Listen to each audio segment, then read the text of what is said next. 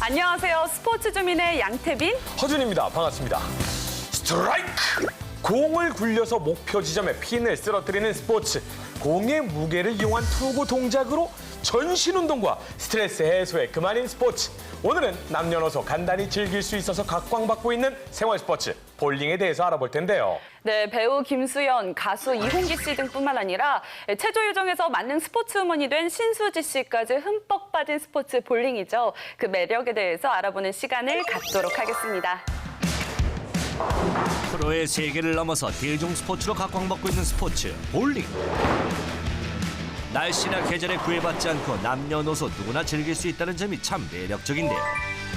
10개의 핀을 향한 저돌적인 투구 자세와 볼링의 꽃 불꽃 스트라이크. 퍼펙트 게임을 향한 프로볼러의 특별한 비법과 그 안에 숨은 놀라운 과학적 기술까지. 공과 핀이 만나 이루는 통쾌한 타격. 볼링의 매력에 푹 빠져봅니다.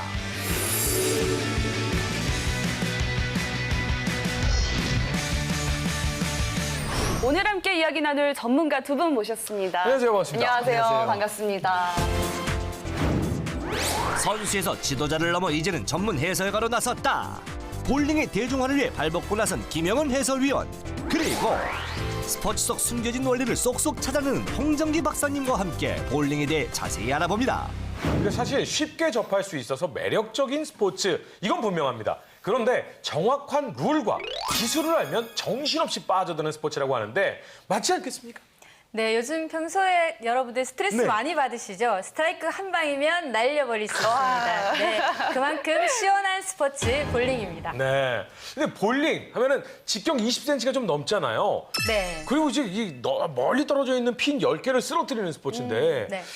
요게 왜 이렇게 사람을 빠뜨릴까요? 그렇죠. 정말요. 그 안에 아주 놀라운 비밀이 많이 숨어 있습니다. 오늘 그 네. 비밀 전부 다 해결해 주십니까? 네, 그럴까요? 네, 기대하겠습니다. 저는 사실 볼링하면 프로 볼링 협회 투어에서 34번이나 우승했던 피트 웨버 그리고 그의 라이벌 놈 듀크 선수가 떠오르는데 이 둘은 뭐 거의 볼링계의 전설이었죠.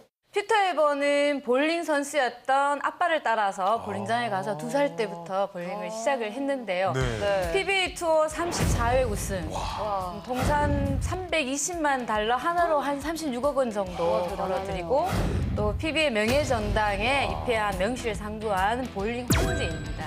네, 그와 놈 듀크 더불어 선수도 대단하죠. 네, 놈드크 선수 아주 작은 체구를 가진 선수인데요. 실타에도 굉장히 그 투구 동작이 아주 간결한 선수로 유명한데요. 볼링공 하나로 1년에 21만 달러를 벌어들이고 또 놈드크 선수는 광고 수익도 어마어마한 아주 엄청난 선수이죠. 일상 속 스트레스를 확 날려주는 통쾌한 스포츠 볼링. 특히 생활 스포츠로 각광받게 된 또 하나의 이유는 바로 세계적인 볼링 스타들의 활약이 있었는데요. 쳤다 하면 속 시원한 스트라이크로 대중들의 사랑을 한 몸에 받고 있는 미국 프로 볼링 협회 선수들. 저돌적인 공을 따라 이어지는 짜릿한 한방, 이게 바로 볼링의 묘미가 아닐까요? 공을 굴려서 핀을 맞추는 스포츠 볼링. 보기만 해도 정말 짜릿한데요. 이 볼링은 언제부터 시작되는지도 궁금합니다. 인간들이 뭐 돌을 굴려서 넘어뜨리거나 하는 인간의 파괴 본능에서 유래가 됐다고 해요. 그래서 기원전 5,200년 전 이집트 유적에서 굉장히 오래된. 네, 돌로 만든 핀이나 그 공이 발견돼서 고대에는 이러지 않았나 우리가 추측을 하고요. 중세 유럽에서는 종교의식으로 핀을 많이 넘어뜨리는 사람이 신앙심이 더 많다라고 네, 간주를 하고 17세기에 아메리카 대륙으로 넘어오면서 1895년도에 미국 볼링 협회가 창설이 되면서 급속히 이제 세계적으로 파급이 되죠. 그래서 이 부정하기는 싫지만 사실 미국에서 유행하면 전 세계적으로 네. 유행을 하니까 보통. 일단 미국 대륙으로 가야지만 그렇죠. 네. 거의 모든 스포츠가 다 그런 것 같아요. 네. 그래서 현재는 국제볼링협회에 많은 나라들이 네. 가입돼 있습니다. 아, 그렇군요. 네, 그렇군요. 그러면 볼링이 우리나라에서도 시작이 됐을 거 아닙니까? 네, 맞죠. 특히나 미국에 퍼지면 우리나라엔 금방 네, 오거든요. 맞습니다. 우리나라에 퍼진 건 언제부터 온 거죠? 우리나라는 6.25 직후에 아무래도 미국 대륙에서 올려온 미군을 통해서 처음에 우리나라에 들어오게 네. 돼요. 네.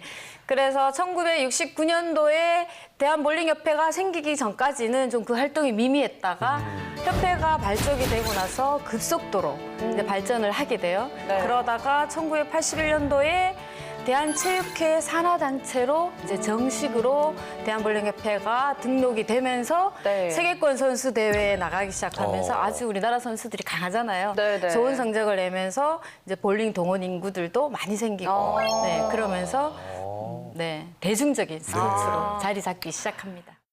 사실 대중적인데도 룰이나 이런 기술을 잘 모르시는 모르는 분들이 사람 많습니다. 자세한 설명이 필요할 것 같은데요.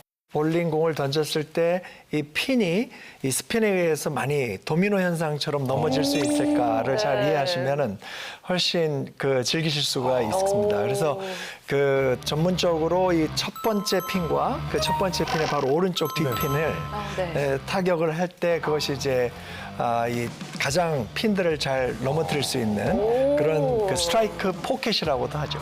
그래서 그 포켓에 공이 진입을 할 때 앵글이 조금 더 넓으면 넓을수록 공의 회전이 많이 들어가면 핀들이 활발하게 움직이겠죠. 그래서 요즘은 직구보다는 스핀을 많이 넣는 훅볼을 많이 선호를 합니다. 네. 그런데요, 또 볼링을 그냥 무턱대고 치면 안 된다고 들었어요. 부상을 당할 수 있다고요. 저 많이 다쳤어요.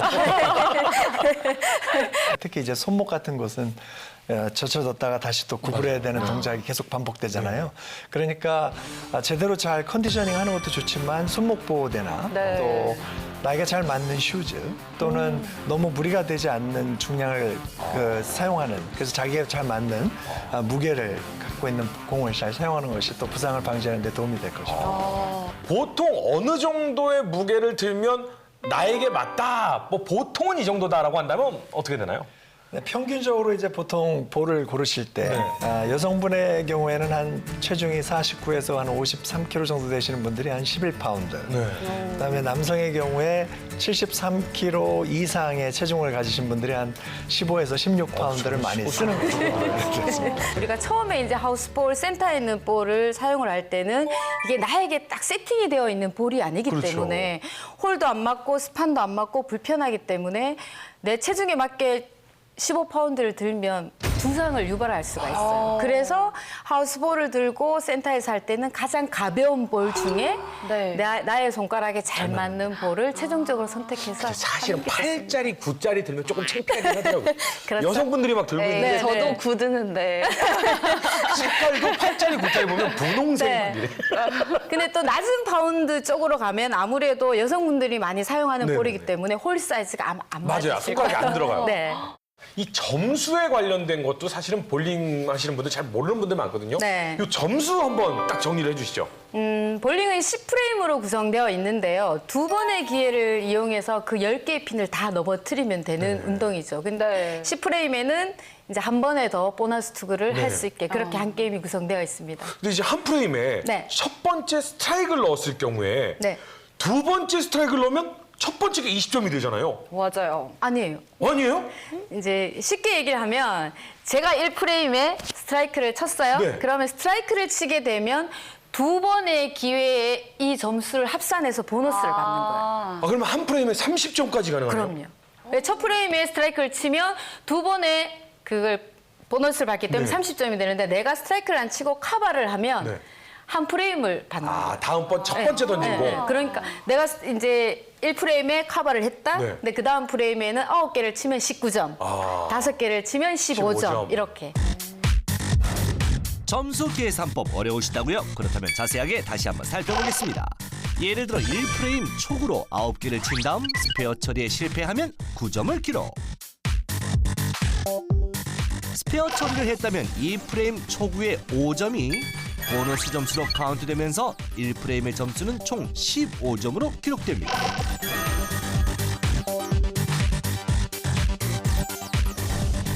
그렇다면 1프레임에서 스트라이크를 쳤을 땐 점수 계산은 어떻게 될까요? 이땐 스트라이크로 처리된 10점과 2프레임 두 번의 투구 점수인 5점과 4점 모두 보너스로 합산되면서 총 19점으로 기록됩니다. 저희가 300점을 치기 위해서는 퍼펙트를 치기 네, 위해서는 네. 스트라이크를 쭉 쳐야 되잖아요. 네, 네. 근데 저희가 보통 여기까지는 알아요. 스트라이크, 더블 네. 터키. 3번 치면 터키잖아요. 네. 저는 인생을 살면서 한 번도 터키를 본 적이 없어서. 그런데 그 뒤에도 부르는 용어들이 있나요? 4개 치면 포베가, 포베가. 5개 치면 파이브베가, 6개 치면 식스베가. 계속 베가가 붙나요? 아니요, 뭐 7번째부터는 이너로우, 뭐 8번째부터 11번째까지는 그 숫자 앞에 컨세큐티브라는 용어가 붙지만 12개를 다 치면 퍼펙트. 그렇지만 보통 우리 일반 동호인들은 7개 쳤다, 8개 쳤다 이렇게 괜히 얘기를 말하기 하죠. 귀찮으니까. 대부분 뭐 식스베가까지는 편하게 대부분 이야기를 하고 그 다음부터는 개수를 이야기하면서 하나 더, 8개, 9개 이러죠. 네. 볼링도 동점이 나올 수 있잖아요. 그러네요. 네. 이렇게 동점이 나올 때는 어떻게 하죠?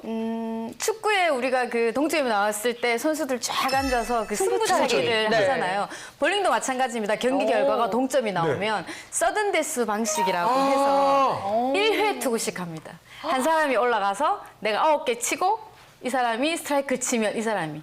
굉장히 떨릴 것 같아요. 네. 그러면 네. 만약에 둘 다 9개씩 치면 다시 세팅이 되나요? 아니면 나머지 1개를 스페어를 하나요? 다시 세팅해서 계속. 계속 10개를 놓고 치는군요. 그래서 한 게임까지 가는 경우도 있어요. 네. 근데 점수 얘기 듣다 보니까 네. 갑자기 드는 궁금증이 300점이 퍼펙트라고 얘기를 하잖아요. 네. 혹시 친 선수들이 종종 있나요? 예전에는 퍼펙트를 하기가 굉장히 힘들었었는데 네. 이제 갈수록 장비가 좋아지면서 퍼펙트를 치는 경우가 많습니다. 네. 그럼요. 그 퍼펙트를 친 선수 중에 기계 오작동으로 점수가 인정이 안 된 경우도 있다고 들었거든요. 혹시 아세요? 그런 일이 있어요? 그 미국의 프로볼링 선수 트로이 워커는 그 휴스턴에서 게임을 하다가 스트라이크 행진을 막 하고 있었어요. 네네. 한 번만 더 치면 이제 그 퍼펙트를 기록하는 그 순간 마지막 스트라이크를 향해 트로이 워커의 손을 떠난 볼링공. 하지만 이때 핀을 향하던 공이 기계 오작동으로 그만 스위퍼에 가로막히고 말았는데요. 퍼펙트 게임을 눈앞에서 놓친 정말 안타까운 순간이네요. 핀을 만나기도 전에 스위퍼가 내려와 버린 거죠. 네, 그래서 공식 경기였지만 기계의 결함으로 일어나서 선수에게 한 번의 기회가 더 부여가 됐지만 선수는 이미 긴장감이 그럼요. 떨어지고 확 해서 떨어지니까. 네, 그래서 재투구를 했는데 7개를 넘어뜨려서 297점을 기록했어요. 그래서 뭐 우승하는 데는 별 문제가 없었지만 퍼펙트에게는 놓쳤죠. 볼링은 기계가 함께하는 스포츠라서 네. 정말 다양한 일이 발생할 수밖에 없고 센서 오작동이 있을 수밖에 없다는 생각이 드는데 여기서 궁금한 게요. 네. 기계가 없었던 오. 때가 분명 있을 거리죠. 그러게요. 분명 네. 있었을 거예요. 네. 그러면 이렇게 밀어주는 기계가 없으면 네. 이거 누가 합니까? 요 두 레인 뒤쪽에 이제 핀보이라는 그 기사분들이 이렇게 뒤에 숨어 있다가 선수가 공을 치면 재빨리 내려가서 넘어진 핀을 치우고 네, 이렇게 했었는데 아무래도 그 치는 선수와 이제 그 핀보이 간에 사인이 있어야 되는데 네. 가끔 사인 없이 굴려서 핀보이들이 다치는 일이 굉장히 많았어요. 네. 그러니까 뭐 자주 오는 동호인들 같은 경우에는 그 당시에는 500원짜리 지폐가 있었거든요. 네. 그럼 네. 이제 지폐를 똘똘똘 말아서 잘 봐달라고. 홀 안에 넣어서 수고하십니다라고 굴려주고 네. 그런 일도 있었고 지금은 이제 컴퓨터가 상용화되어서 점수를 네. 이제 저절로 컴퓨터가 계산을 해서 모니터에 띄워주지만 그때는 이제 기록원이 있었어요. 네. 지금 이렇게 예쁘신 아나운서처럼 네, 기록원이 두 레인에 이제 이렇게 클락에 앉아서 일일이 점수 계산을 해줬죠. 네. 3355 모여 언제든 쉽게 즐길 수 있는 생활 스포츠 볼링. 현대에 들어서면서 자동화 시스템의 접목으로 과거 수동식 볼링은 볼 수 없게 됐는데요. 레인 뒤에서 핀을 일일이 직접 세우던 핀보이들이 사라지고 이제 그 자리를 대신해 기계식 핀 세터가 핀을 세팅해주고 있습니다. 거기에 볼러가 핀을 쳤을 때 스스로 복잡한 점수까지 척척 계산해주는 자동화 시스템은 볼링을 한층 여유롭고 편리하게 즐길 수 있는데 한몫하고 있죠. 어때요? 초보자들도 쉽게 볼링에 빠져들 수 있겠죠? 핀이 넘어질 때 빠방빵 막 이런 소리 나잖아요. 빠방빵 뭐 이렇게. 이 도대체 뭘로 만들어져 있길래 이런 소리가 나요? 네, 예전에는 볼링 핀과 레인이 똑같이 단풍나무로 많이 만들어졌습니다. 그래서 뭐 외부 충격에 좀 강하도록 그 표면은 플라스틱으로 코팅이 되어 있어요. 안은 단풍나무고 바깥은 플라스틱으로 코팅돼 있고. 네, 그리고 이제 잘 넘어지지 않도록 이제 중간에 그 플라스틱 원형을 이렇게 넣어서 균형을 잡게 이렇게 해놨어요. 그래서 한 뭐 핀은 무게가 딱 정해져 있어요. 뭐 1.53부터 1.64 이내에 그러니까 그거에 안 미치면 안 되고 그걸 넘으면 넘어서도 안 안 되고 그래서 일정한 규격이나 재료 코팅으로 균일하게 사용을 하고 있어요. 그렇다면 핀이 병 모양처럼 생긴 이유는 무엇일까요? 뭐 그건 제가 좀 말씀드릴 수 있을 것 같은데요.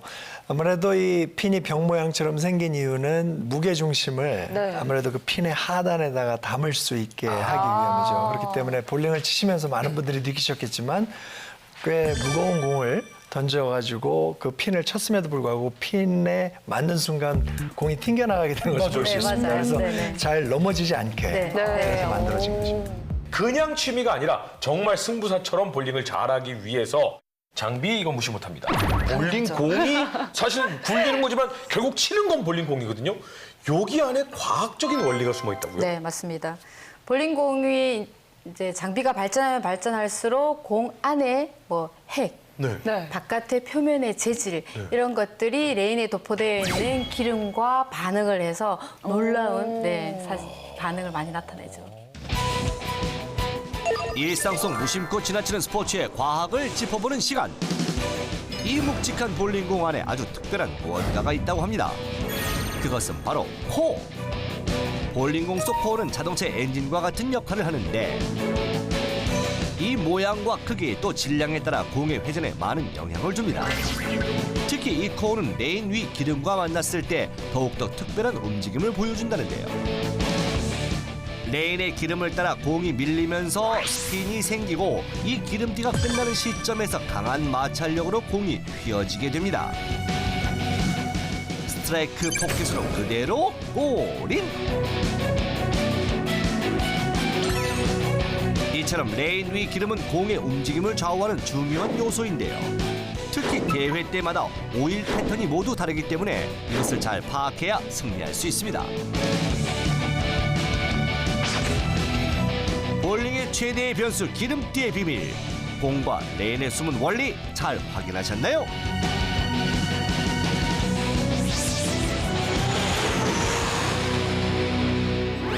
모르시는 분들 상당히 많았을 거예요. 네. 어디까지는 발라져 있고 그다음부터 안 발라져 있고. 네네. 그래서 그 볼링공이 지나가는 그 60피트의 긴 레인 위에는 반드시 일정한 그 패턴의 오일을 바르게 되어 있는데요. 그래서 선수들이 이게 우리가 직접 가서 눈으로 확인하고 만져보고 그 상태를 일일이 확인할 수 없기 때문에 네. 눈에 보이지 않는 기름을 누가 빨리 알아차리고 거기에 빠르게 적응해서 경기를 하느냐가 요즘은 승패를 크게 좌우합니다. 네. 전 처음 알았는데요. 그렇다면 정상급 선수들은 이 기름에 적응하는 훈련도 따로 해야겠네요. 그렇죠. 일반적으로 그 대한볼링협회에도 기름 패턴이 명시가 되어 있고 미국 볼링협회도 기름 패턴이 다 명시가 되어 있거든요. 그래서 시합 전에 항상 기름 패턴이 미리 공고가 나와요. 그래서 그 네. 레인 패턴으로 정비를 해서 미리 연습을 하고 그 레인 패턴에 맞는 구질이나 볼을 선택해서 연습을 합니다. 네. 생각보다도 정말 복잡한 것 같은데요. 그렇다면 이 국내 선수들 중에서도 레인에 맞춰서 선전한 선수가 있는지도 궁금합니다. 네, 2010년도에 PBA 무대에 당당히 도전장을 낸 구용진 선수라는 선수가 네. 있었는데요.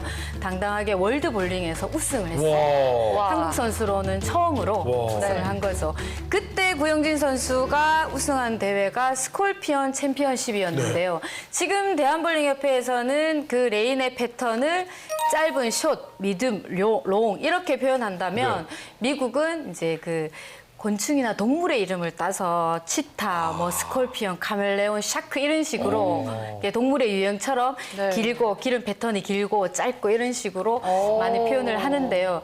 그래서 구용진 선수는 스콜피언 챔피언십에서 당당히 우승을 했죠. 네. 볼링을 잘하려면 기름띠를 읽어라라는 말인 것 같은데요. 새겨드려야겠습니다. 그렇다면 볼링 동작, 그러니까 팔을 이렇게 위로 들었다가 공을 내려놓으면서 굴리는 동작에도 과학적인 원리가 숨어 있을 것 같습니다. 네, 그렇습니다. 이는 이제 전문 용어로는 이제 진자 운동의 원리라고 설명드릴 수 있겠는데요.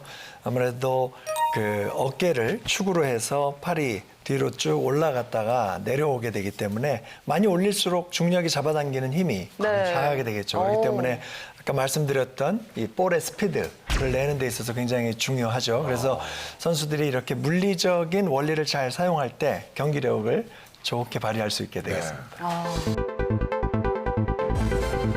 볼링 투구 속 움직임, 진자 운동은 불꽃 스트라이크의 비법이라는데요.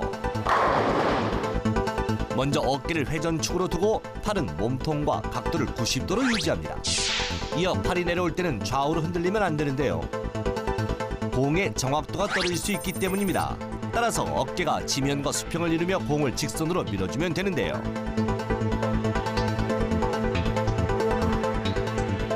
특히 흔들림 없는 상체의 진자 운동을 위해서는 하체에 무게중심을 실어 지탱해주는 것이 중요합니다. 스트라이크를 위한 꿀팁 잊지 마시길 바래요.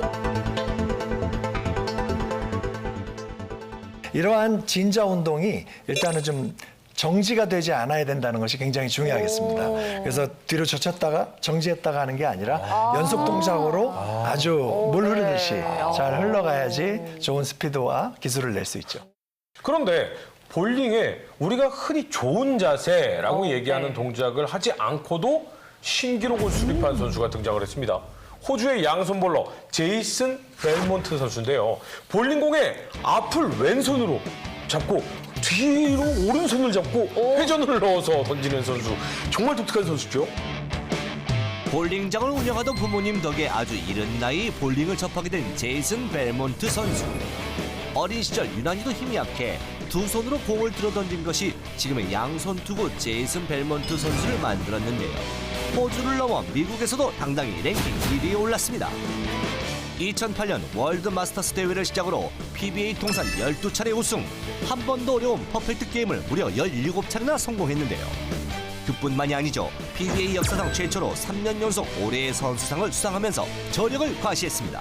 제이슨 벨몬트 선수 정말 대단하네요. 양손으로 하면 몸의 중심을 잡는 데 좀 유리하기 때문에 그런 것들이 아마 이 선수가 좋은 경기력을 내는 것과 관련이 있는 것 같은데요. 하지만 또 다른 관절들이 많이 또 여기에 동원이 되기 때문에 더 많은 연습을 해야만 합니다. 왜냐하면 컨트롤해야 될 관절들이 많아지는 거죠. 자, 그런 차원에서 이 벨몬트 선수의 좌우명이 Never Give Up, 절대 그만두지 말자라고 뭐 이렇게 얘기했다는데요. 그래서 하여튼 어떤 상황에서도 이렇게 자기의 그 경기력을 발휘하기 위해서 최선의 노력을 이렇게 할 때 있어서 어려움이 있었겠지만 그것을 잘 극복한 아주 좋은 케이스라고 할 수 있겠습니다. 와. 그럼 여기서 우리 볼링계의 차세대 주역 이야기를 또 안 할 수가 없습니다. 어떤 선수들이 우리의 볼링을 이끌어가고 있나요, 요즘? 네, 3월에 치러진 2017년 청소년 국가대표 경기가 6일차 경기를 마지막으로 최종 남녀 엔트리 16명을 선발했는데요. 네. 남자분은 한국 최대의 박건하 선수와 여자 선수로는 경북대의 김진주 선수가 당당히 1위를 했습니다. 박건하 선수는 48게임 총점이 11,007점을 기록했는데요. 평균이 229점이거든요. 우리가 한두 게임은 하이 점수를 기록할 수 있지만 연속되는 6일 동안 평균적으로 220대를 친다는 건 정말 선수의 그 멘탈이 장시간 긴장이 되어 있다는 얘기이기 때문에 굉장히 놀랄 만한 결과였죠. 여자부에서는 김진주 선수, 경북대 소속 선수인데요. 23세 이하 청소년 세계 챔피언이에요. 아주 촉망받는 지금 현재 아주 유명한 선수이죠. 네. 근데 저희가 이제 볼링 얘기를 쭉 해오지 않았습니까? 네. 근데 저는 솔직히 진짜 궁금한 게 있어요. 뭐죠? 왜냐면 해설위원님께서 생각하시기에 네. 김수현 선수가 제일 처음에 볼링 한다라고 어마어마하게 뉴스 기사가 네, 나오고 맞아요. 이용기 씨도 그렇고 신수지 선수도 그렇고 갑자기 어마어마한 셀럽들이 볼링을 하면서 맞아요. 이슈가 됐거든요. 네. 김수현 선수가 볼링 프로테스트 한다고 했을 때 기쁘셨나요? 되게 놀랍기도 하고 당연하다고 느꼈던 게 저희가 처음에 시작할 때 스트레스 많이 받으시죠. 스트라이크 한 방이면 날아갔다고 했듯이 네. 김수현 선수가 평소에 이렇게 스트레스가 많은 분들이 그 스트라이크로 굉장히 많이 해소가 된다고 해요. 그럼 프로 되려면 어느 정도나 잘해야 돼요? 네. 저희 지금 우리나라 프로 테스트는 3차에 걸쳐서 이루어지는데요. 네. 1차 때는 평균 190 이상, 2차 때는 200점 이상, 이틀차 경기까지 190점이 미달인 선수는 자동으로 탈락이 되어 있어요. 그래서 15게임씩 4일 동안 네, 1, 2차 테스트를 하게 되고요. 3차는 면접과 연수로 이루어집니다. 그래서 아마추어 국가대표 선수들 중에서 5년 이상 국가대표 선수를 한 선수들은 네. 실기 테스트는 면제, 또 1년 한 선수들은 1차 테스트를 면제됩니다. 네. 이렇게 볼링을 취미로 즐기다가 프로로 입문하고 싶으신 분들은 위원님이 말씀해주신 내용 잘 참고하시면 되겠습니다. 네, 우리나라의 볼링의 발전을 위해서 더욱더 저변이 좀 넓어졌으면 좋겠다라는 생각이 드는데 볼링의 이모저모 정말 많은 이야기를 나눠본 시간이었습니다. 마치기 전에 한 말씀씩 좀 부탁을 드리겠습니다. 위원님 오늘 어떠셨나요? 2014년도에 인천에서 아시안 게임이 열렸을 때 볼링이 효자 종목이었거든요. 네. 다가오는 2018년도에 자카르타에서 아시안 게임이 열립니다. 우리 볼링 관심 많이 가져주시고 선수들과 함께 열광하고 한호 바랍니다. 네, 고맙습니다. 네, 교수님도 한 말씀 해주시죠. 네, 선수들이 또 잘하는 것도 중요하고 또 우리 국민들이 자기 몸에 맞는 즐거운 스포츠를 선택하는 것도 중요하다고 생각합니다. 그런 차원에서 오늘 프로그램에서 저희들이 소개했던 볼링을 할 때 중요한 고려사항들을 시청자 여러분들께서 잘 기억하셔서 어떤 원리로 볼링을 쳐야 되는지 또 어떻게 부상을 예방할 수 있는지 이런 팁들을 잘 활용하시면 부상당하지 않고 즐겁게 볼링을 즐기실 수 있지 않을까 생각합니다. 네, 그럼 저희는 오늘 여기서 이만 인사드리고요. 다음 이 시간 더욱 재미있는 스포츠 이야기로 다시 찾아뵙겠습니다. 함께해 주신 여러분 고맙습니다.